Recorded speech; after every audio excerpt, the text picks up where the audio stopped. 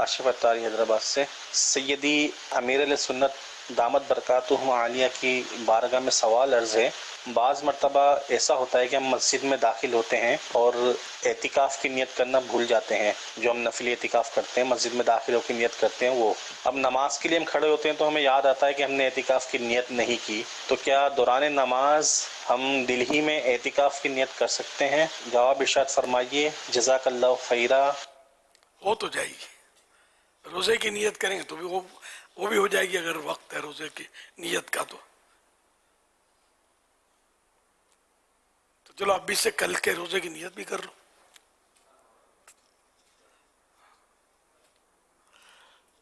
صلو علی الحبیب صلی اللہ علیہ محمد، لیکن نماز میں ہے تو وہ زبان سے نہیں کرنی ہے نیت، دل میں۔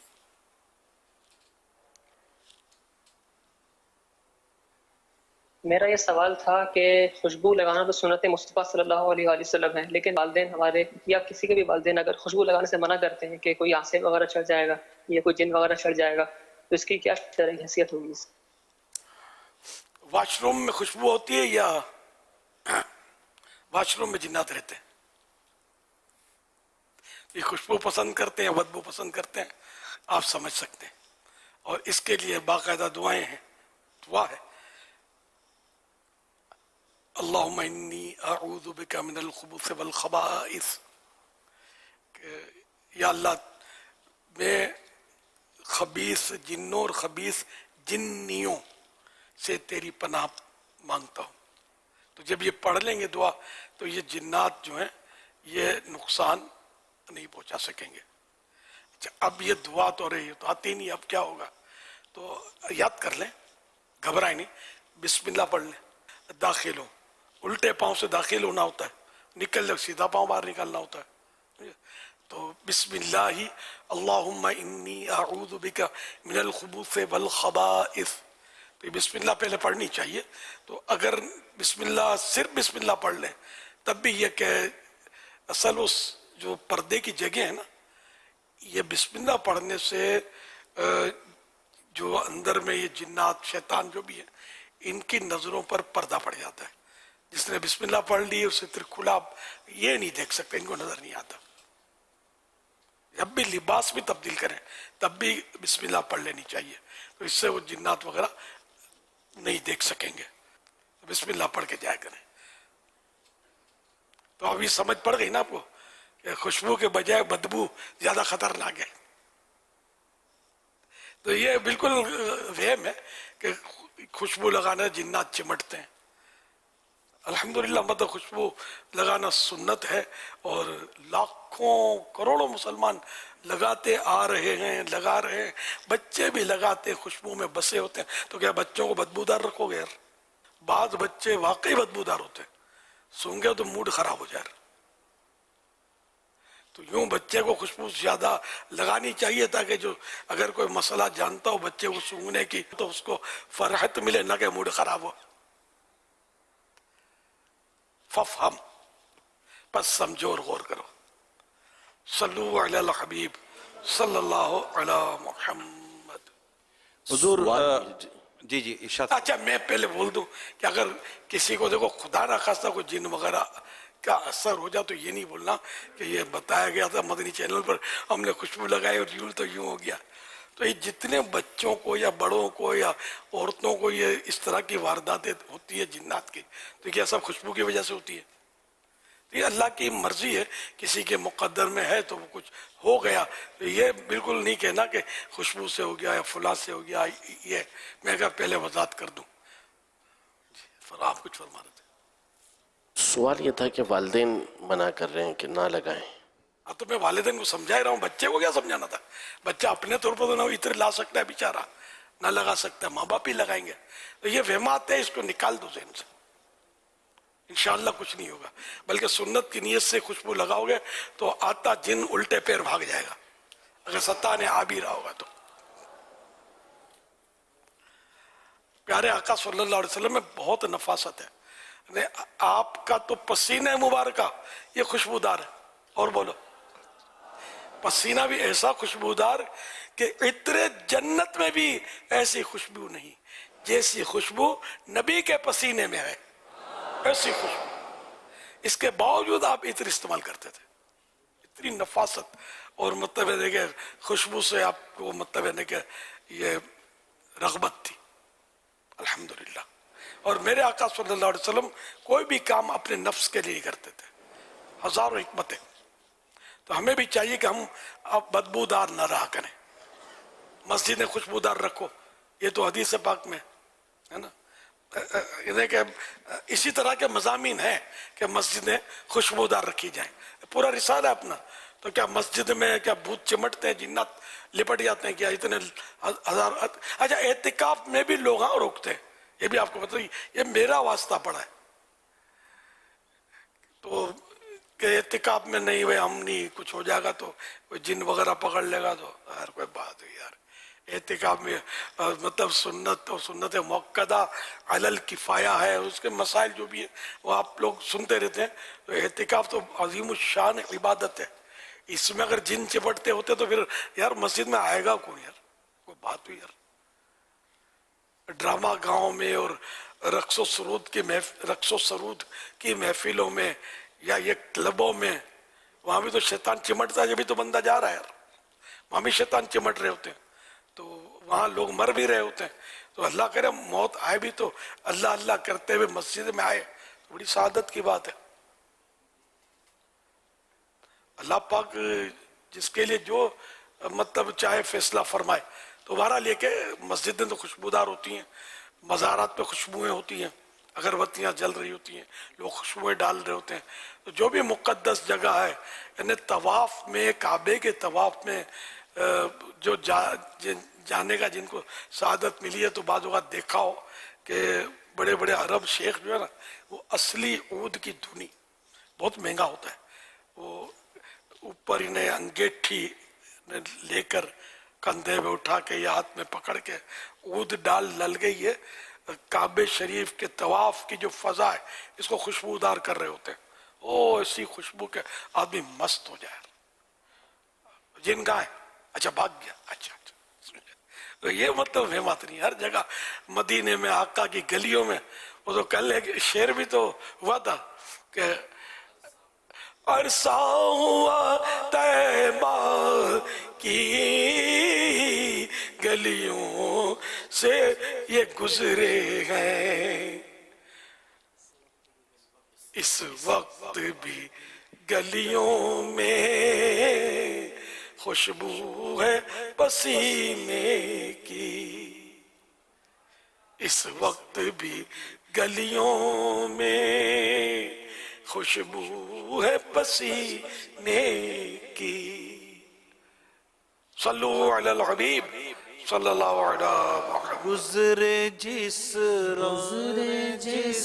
راہ سے وہ سید والا ہو کر، گزرے جس راہ سے وہ سید والا ہو کر، گزرے جس راہ سے وہ سید والا ہو کر، رہ گئی ساری زمین بر سارا ہو کر، رہ گئی ساری زمین بر سارا ہو کر۔ بزم ثنائے زلف میں میری عروس فکر کو ساری بہار حشت خلد چھوٹا سا عطر دان ہے۔ صلو علی الحبیب صلی اللہ علیہ محمد صلو علی الحبیب صلی اللہ علیہ محمد۔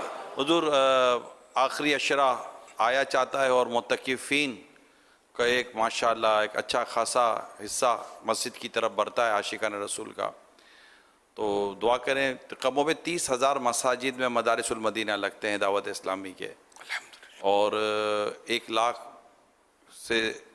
سے کم و بیش 1 لاکھ کے آس پاس ذیلی حلقے بھی ہیں پاکستان کے باہر، ہزاروں مدارس المدینہ اور ہزاروں ماشاءاللہ ذیلی حلقے وغیرہ ہیں. اگر یہ سارے کے سارے مل کے کوشش کریں نا تو پتہ نہیں ہزاروں مساجد کے اندر جو معتکفین کی بہاریں ہوں گی. تو اس تعلق سے کچھ ترغیب بھی ہو جائے, دعا بھی ہو جائے تو کیا بات ہے مدینے کی. آپ دے رہے ترغیب میں سن رہا ہوں. تو پیارے اسلامی بھائیو, آپ کوشش کریں, یہ اپرچونٹی ہے آخری عشرے کا اعتکاف, یہ سنت ہے. رسول اکرم صلی اللہ علیہ وسلم نے یہ فرمایا ہے اعتکاف, اور اس میں شب قدر کی تلاش خاص اس کا مین بیان ہے اس کے لیے کہ شب قدر کی تلاش 21, 23, 25, 27, 29 and 21, 23, 25, 27, 29 آف نائٹ جو ہوتی ہیں, یہ خاص کر اس میں شب قدر کی تلاش ہوتی ہے. پھر گناہوں سے بچنا, نیکیاں کرنا, اور ماشاءاللہ آپ دیکھ رہے ہیں پورے ماہ کا تو عاشقان رسول بیٹھے ہوئے ہیں. تو تمام کے تمام عاشقان رسول کوشش کر کے ہمت کریں. آپ نے یہاں کئی دفعہ تاثرات سنے ہوں گے کہ اسلام بھائی آج بھی کہہ رہے تھے ٹینشن تھا, پریشانی تھی, کیا کرے, آگے اعتکاف ہے. اور بھی آپ نے تاثرات سنے ہوں گے بڑا ٹینشن تھا, بڑی پریشانی تھی, یہاں آگے کافی سکون مل گیا. تو قلبی سکون, ذہنی سکون, میں کہتا ہوں گھریلو سکون بھی ہو جاتا ہے بعض اوقات. ہم آدمی ذرا گھر سے نکلے تو گھر والے بھی سم ٹائم ایسا ہوتا ہے کہ یار کوئی چلا جائے تو گھر والے بھی سکون میں آ جاتے ہیں کہ بھائی ٹھیک ہے یہ اعتکاف کے لیے جا رہے ہیں. تو ماشاءاللہ اسلامی بہنیں بھی گھروں میں بھی اعتکاف کی سعادت حاصل کرتی ہیں. آپ جو اسلامی بھائی ہیں وہ مساجد کی طرف آئیں, دعوت اسلامی کے عاشقان رسول کے ساتھ سنتوں پر اعتکاف کریں. انشاءاللہ تعالیٰ سے خوب برکتیں ملیں گی, نیک اعمال کا ایک عمل کرنے کا اس پہ جذبہ ملے گا, تہجد و صلاۃ و تسبیح اور نہ جانے کیا دعائیں ملیں گی, اور مزے کو مزہ آ جائے گا انشاءاللہ. تو میری تمام عاشقان رسول سے درخواست ہے کہ آخری عشرے کی جو اعتکاف ہے سنت, اس طرف رخ کریں اور مساجد میں جا کر اپنے جو بھی رابطہ ہوتا ہے وہ کریں. نیز اسلامی بہنیں بھی اگر کوشش کریں اپنے محرم کو اس طرف بھیجیں اور خود بھی مسجد بیت میں اعتکاف کی سعادت حاصل کریں. انشاءاللہ تعالی خوب برکتیں نصیب ہوں گی. امیر سنت ان کے لیے دعا بھی کر دیں جو اس کی کوششیں کریں اور جو اعتکاف کی سعادت بھی حاصل کریں. یا رب المصطفیٰ جل جلالہ صلی اللہ علیہ وآلہ وسلم, جو کہ رمضان مبارک کے آخری عشرے کا اعتکاف کرے, میرا مدنی بیٹا مسجد میں کرے, مدنی بیٹی مسجد بیت میں کرے, اور جو اس کے لیے دوسروں کو ترغیب دے, کوششیں کرے. اے اللہ پاک اس کو عشرے آخری عشرے میں جو جہنم سے آزادیاں ملتی ہیں ان میں ان کو بھی شامل کر لے, اور جہنم سے آزادی نصیب کر دے, اور جنت الفردوس میں اپنے پیارے حبیب صلی اللہ علیہ وسلم کا پڑوسی بنا لے. ان سب کے صدقے میں میرے حق میں بھی یہ دعائیں قبول ہوں. حاجی عمران نے ترغیب دی, ان کے حق میں بھی دعائیں قبول ہوں. اللہم آمین بجاہ خاتم النبیین صلی اللہ تعالی علیہ وآلہ وسلم. صلو علی الحبیب صلی اللہ علی محمد. میٹھے آقا کریں گے کرم کی نظر, میٹھے آقا کریں گے کرم کی نظر, دینی ماحول میں کر لو تم اعتکاف, دینی ماحول میں کر لو تم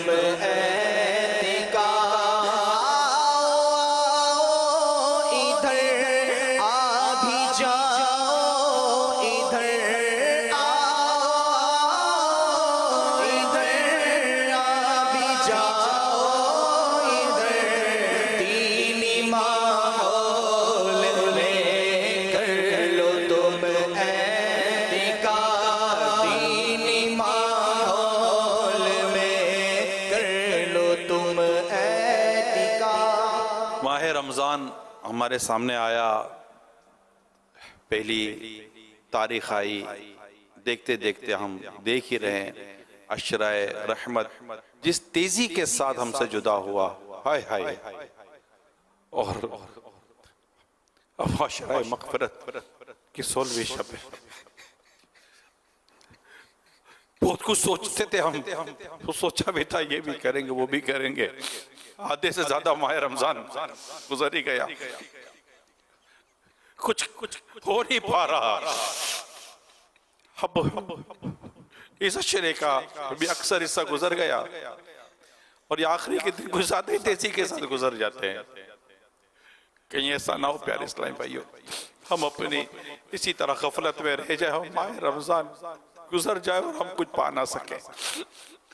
ابھی کچھ دن باقی ہیں، اللہ پاک سے تندرستی دے، ایمان سلامت رکھے، اس مبارک مہینے کو راضی کرنے میں کاش ہم کامیاب ہو جائے اور اپنی بخشش کروانے میں کامیاب ہو جائے. ورنہ آخری راتوں میں بھی یہی ایک جذبے ہوتے ہیں، سگے اتار بدکار قائل رہ گیا پھر عبادت سے غافل، اس سے خوش ہو کے ہونا روانہ. الوداع ماہ رمضان، یہ دن گزر جاتا. اللہ کرے وہ نا آنکھ چاند دیکھ کر رو پڑی تھی، ساتھ آمد کے رخصت کھڑی تھی. آئے جلد وقت رخصت ہے آیا. اللہ پاک ہمیں غفلت کی نیند سے بیدار کر دے، اور جنہوں نے عبادت کی اللہ ان کا صدقہ نصیب فرمائے. جاں فدا تجھ پہ نانا حسنے، قلب میرا غمگین.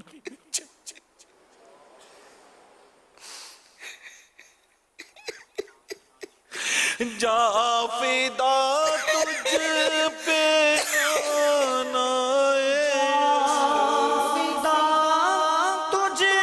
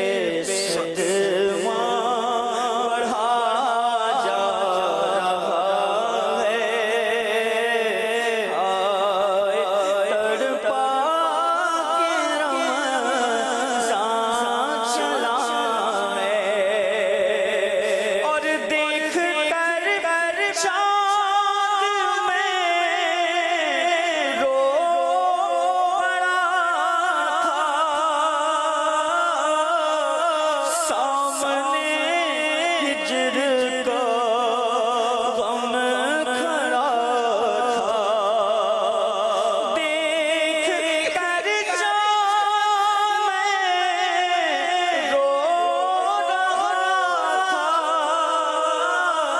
سامنے ہجر کا غم کھڑا تھا، جلد رخصت کا وقت آیا ہے، جلد رخصت کا وقت آیا ہے، تڑپا کے دیکھتے دیکھتے 16ویں شب آ چکی ہے، اب تک کچھ نہ ہو سکا۔ اب جو کیفیت ہے آگے کیا ہو جائے گا کیا بات کرے، اب تک تو کچھ نہ ہو سکا۔ لیکن ابھی اللہ پاک کی رحمت، ابھی یہ ماہ رمضان کے مبارک لمحات ایام باقی، ہم ایک بار پھر عزم کریں کہ جو کچھ گزر گیا ہے کچھ ریکوری ہو جائے، کیا ہوگی ریکوری بھی بد باتیں کر سکتے ہیں، اور آگے اللہ کرے غفلت چھوٹے، عبادتوں میں ذوق ملے، شوق ملے۔ جو گھروں پر ہیں اور یہاں وہاں ہیں، میں ان سے بھی درخواست کروں گا، آؤ مسجد کا رخ کر لو، کچھ نہیں پتا اگتے سر رمضان ملے یا نہ ملے، کچھ نہیں پتا، اب تو ہر گھڑی آخری، ہر دن آخری دن ہے، ہر رات آخری رات ہے۔ اب یہ 16ویں رات جو جا رہی ہے، اگلے سال ہی 16ویں رات آئے گی، تو یہ کہہ نہیں سکتے، کئی تھے جو پچھلے رمضان میں تھے ہمارے ساتھ، مگر اس بار نہیں ہے، نہیں ملا ان کو رمضان، بالکل ماہ رمضان سے پہلے ہی کہ رخصت ہو گئے، بارڈر پر پہنچتے دنیا سے چلے گئے، تو ضروری تھوڑی ہے کہ ہمیں ملے، کوشش کر لے، کیا پتہ یہ آخری عشرہ ہماری زندگی کا ہی آخری عشرہ ہو۔ تو میرے پیارے اسلامی بھائیو، اے عاشقان رسول، اے عاشقان صاحب اور اہل بیت، اے عاشقان ماہ رمضان، آپ مساجد کا رخ کریں، اللہ آپ کو بھی، مجھے بھی، ہم سب کو توفیق دے، ہم کچھ عبادت کریں، اور جو معتکفین ان سے بھی درخواست ہے اپنی انفرادی کوششیں کریں اور اسلامی بھائیوں کو تیار کریں تاکہ وہ بازاروں سے اور جس طرح کا ماحول ہے اسے نکل کر مسجد کی طرف آئیں۔ جو ہمارے معتکفین ہیں، انہوں نے جو لذت پائی ہے، ماشاءاللہ آپ کے تاثرات میں سنتا ہوں، دیکھتا ہوں، جو آپ لوگوں نے لذتیں پائی ہیں، آپ کا بھی دل کرتا ہوگا کہ یہ لذتیں ہمارے دیگر اسلامی بھائی بھی پائیں اور آئیں اور پائیں۔ تو آپ بھی اپنی انفرادی کوششیں جاری رکھیں، ملک و بیرون ملک ہزاروں مساجد میں الحمدللہ معتکفین اب برکتیں لینے کے لیے جمع ہوں گے، آپ بھی انہی خوش نصیبوں میں شامل ہونے کی نیت کریں انشاءاللہ، اللہ نے چاہا تو کرم ہو جائے گا۔ صلو علی الحبیب صلی اللہ تعالی علی محمد۔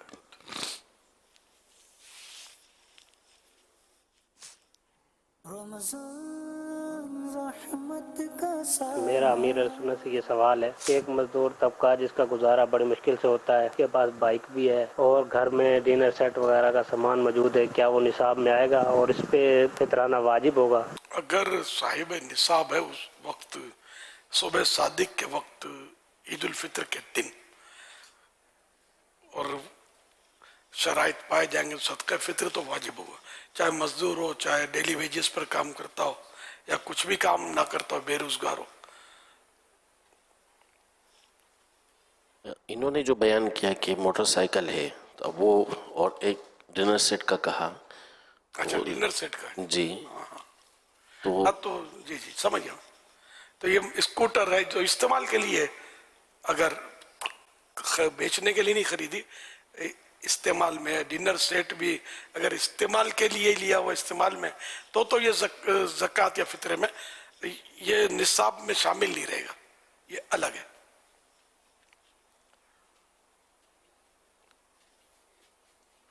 صلو علی الحبیب صلی اللہ تعالی علی محمد صلی اللہ علیہ وسلم۔ سیدی شجرہ علیہ قادریہ میں ایک شعر ہے، حب اہل بیت دے آل محمد کے لیے کر شہید عشق حمزہ پیشوا کے واسطے، اس شعر کی وضاحت فرما دیں۔ یا اللہ تجھے حضرت شاہ ابو البرکات آل محمد رحمت اللہ علیہ کا واسطہ مجھے نبی پاک صاحب لولاک صلی اللہ علیہ وسلم کے اہل بیت کی محبت عطا فرما، اور حضرت شاہ سید حمزہ رحمت اللہ علیہ کے وسیلے سے مجھے بھی شہید عشق بنا، یعنی اپنی محبت میں جان کا نذرانہ پیش کرنے والا بنا دے۔ یہاں تو وہی کہ اپنی راہ میں اپنی محبت میں جان قربان کرنے والا بنا دینا، وہ سعادت مل جائے کہ میں بھی شہید ہو جاؤں، اپنی جان قربان کر دوں۔ آج 16 ماہ رمضان ہے اور ہمارے شجر شریف کے یہ بزرگ جو ہیں حضرت سیدنا آل محمد مہروی شریف علیہ رحمہ، تو آج ان کا عرس مبارک ہے جی، جو ماشاءاللہ شعر بھی پڑھا گیا۔ آئیے طرز میں سنتے ہیں۔ حب اہل بیت دے آل محمد کے لیے، حب اہل بیت دے آل محمد کے لیے، کر شہید عشق حمزہ پیشوا کے واسطے، شہید عشق حمزہ پیشوا کے واسطے۔ حضرت شاہ حمزہ رحمۃ اللہ تعالیٰ علیہ کا جو ذکر ہوا، ان کا بھی جو عرس مبارک گزرا یہ 14 رمضان کو گزرا، اور آج 16 رمضان ہے۔ آج ہمارے یہ حضرت سیدنا آل محمد علیہ رحمہ کا عرس مبارک ہے، تو دونوں کا ذکر الحمدللہ اسی شعر میں، اللہ دونوں کے صدقے میں ہمارے پر کرم فرمائے، آمین۔ صلو علی الحبیب صلی اللہ تعالی علی محمد صلی اللہ تعالی علیہ وسلم۔ امیر علیہ سنت ہمارے ساتھ اسلامی بھائی موجود ہیں جو کہ انگلش میں سوال کریں گے۔ برمنگھم جامعۃ المدینہ UK درجہ اولا۔ السلام علیکم ورحمۃ اللہ وبرکاتہ۔ وعلیکم السلام ورحمۃ اللہ وبرکاتہ۔ My name is Ahmed Raza Tari from Jamiat al-Madina, Birmingham, UK. My question to Amir Ahl Sunnat is, what is your favorite book of A'la Hazrat? آپ کی پسندیدہ اعلی حضرت کی کتاب کون سی ہے؟ کون سی پسند نہیں ہے یہ طے کرنا، تو اعلیٰ حضرت نے جو بھی لکھا آنکھیں بند۔ میں تو یہ کئی بار کہا پہلے بھی کہ اعلیٰ حضرت کی جو بھی کتاب آنکھیں بند کر کے خرید لو، اپنے گھر میں رکھ لو برکت کے لیے۔ پڑھنا نصیب ہو تو پڑھو، نہیں تو کوئی خاندان میں پڑھے گا، ورنہ برکت ملے گی انشاءاللہ۔ کنز الایمان بھی ہر گھر میں ہونا چاہیے۔ کنز الایمان کے بارے میں تو بعض علماء نے لکھا، غالب مفتی احمد یار خان صاحب نے غالباً لکھا ہے کہ یہ کنز الایمان جس گھر میں ہوگا شریر جنات تنگ نہیں کریں گے۔